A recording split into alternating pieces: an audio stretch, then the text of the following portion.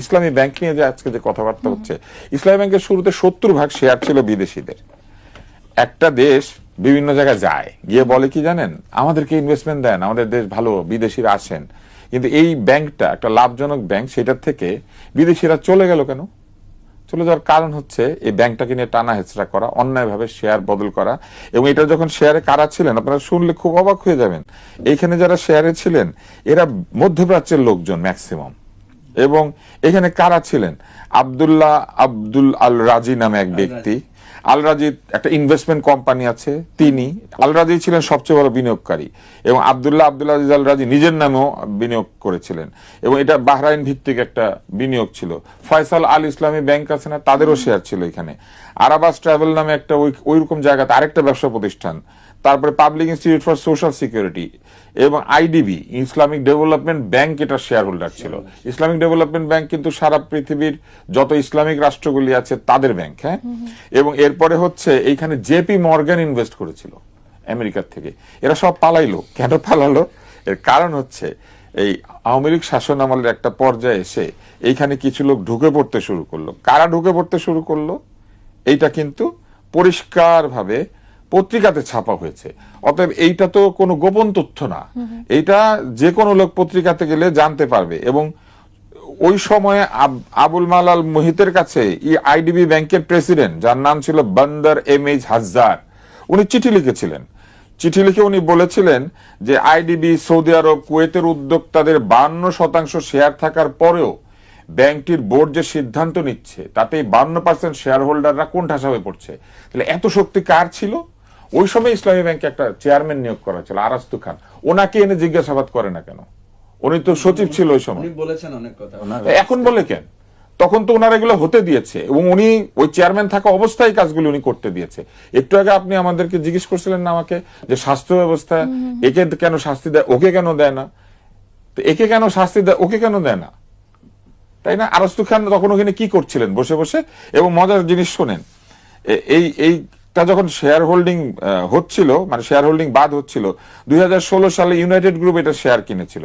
তারা 3,25,47,335টা শেয়ার কিনেছিল, এবং তারপরে তারা পরিচালকও নিয়োগ দিয়েছিল। তারা শেয়ার কিনেছে কখন? 2016 সালে।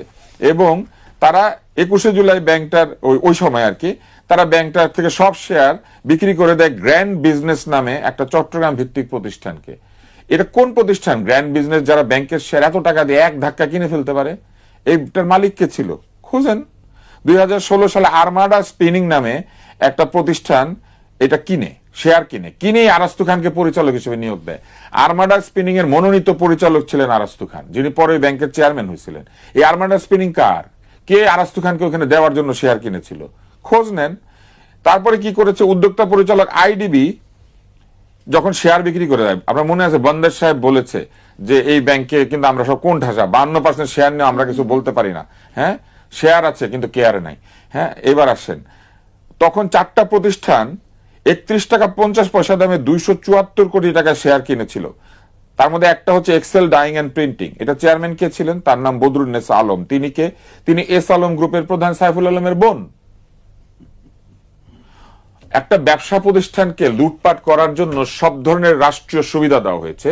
তদারককারী কে ছিল তখন? তদারককারী ছিল স্টক এক্সচেঞ্জ, তদারককারী ছিল সিকিউরিটি অ্যান্ড এক্সচেঞ্জ কমিশন।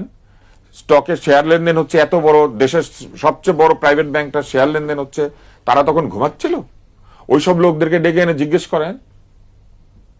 তো সেগুলো তো করছে না।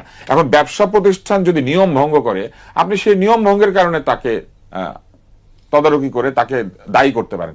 সেটা তো বাংলাদেশ ব্যাংক করে নাই, সেটা তো তখনকার তদারকি প্রতিষ্ঠানগুলো করে নাই। উল্টা আমাদের টাকা পয়সাগুলো লুট করতে দিয়েছে। একমাত্র স্মার্ট সিটি বসুন্ধরা, আধুনিকতায় এক ধাপ এগিয়ে। এবং এই যে তখন শেয়ার হোল্ডিং হচ্ছিল, সেই শেয়ার হোল্ডিং যখন এই যে লামসাম ছিনিমিনি শব্দটা খুব ব্যবহৃত হয়, এখন টানাটানি এসেছে। হ্যাঁ, ছিনিমিনি টানাটানি এগুলো যে চলছিল, ওই সময়ে তারা তো বাধা দেন নাই। উল্টা কি করেছেন তারা আমাদের টাকাগুলো লুট হতে দিয়েছেন। যখন এটা চলছিল তখনই এই ব্যাংকের আমানত কমতে শুরু করেছে, এবং সেইটার রিপোর্টও পত্রিকাতে আছে যে আমানত কমে যাচ্ছে এবং ঋণ বাড়ছে। এবং ওই সময়ে এই ব্যাংকটার ঋণ 89% হয়ে যায়, আমানতের অনুপাতে ঋণের অনুপাত 89% হয়ে যায়, এবং বাংলাদেশ ব্যাংক তখন মাথা চুলকাতে চুলকাতে জানায় যে ইসলামী ব্যাংকগুলির সর্বোচ্চ লিমিট হচ্ছে 90%। মানে আমানতের সঙ্গে ঋণের অনুপাত ইসলামী ব্যাংকগুলি 90%-এর বেশি যেতে পারে না, যেটা কিন্তু সাধারণ ব্যাংকের জন্য আরো কম, ইসলামী ব্যাংক বেশি দিতে পারে। এবং তখনই মাথা চুলকাতে চুলকাতে তারা এটা বলার পরে তারা এরপরে কি করলেন, সেই 2016-17 সালের পর থেকে, 18 সালের পর থেকে আজকে 26 সাল পর্যন্ত বাংলাদেশ ব্যাংক কি করেছে? বাংলাদেশ ব্যাংকে মনে করেন গভর্নর খারাপ বলে যে আওয়ামী লীগ নিয়োগ দিয়েছে, বাংলাদেশ ব্যাংকের মনে করেন আরো কিছু উচ্চপদস্থ কর্মকর্তা ভালো না নিয়োগ দিয়েছে, বাংলাদেশ ব্যাংকের পুরাটাকে নিয়োগ দিয়েছে। সেসব লোকেরা প্রমোশন পেয়ে পেয়ে আজকে এখানে আসেন নাই, তারা কেন এগুলোর তদারকি করছেন না? উল্টা যারা এগুলোর সাথে জড়িত ছিলেন সেই সব লোকজন পুনর্বাসিত হয়ে যাচ্ছে।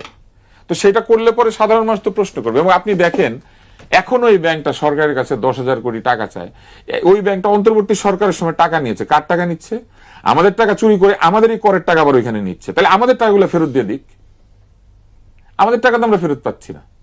তাহলে এইরকম অসুবিধা যদি তৈরি হয় তাহলে বাংলাদেশে কেন বিদেশি বিনিয়োগকারী আসবে? বিডার চেয়ারম্যান আকাশ থেকে লাভ দিবেন হেলমেট পরে, কিন্তু টাকা তো আসবে না। কারণ একটা দেশের আর্থিক প্রতিষ্ঠানের এই অবস্থা, আর্থিক প্রতিষ্ঠানের অবস্থা হলে আমি মনে করেন একজন বিদেশি, আমি এখানে এসে মনে করেন একটা লুঙ্গি কারখানা দিব, লুঙ্গি শুদ্ধ চুরি হয়ে যাবে।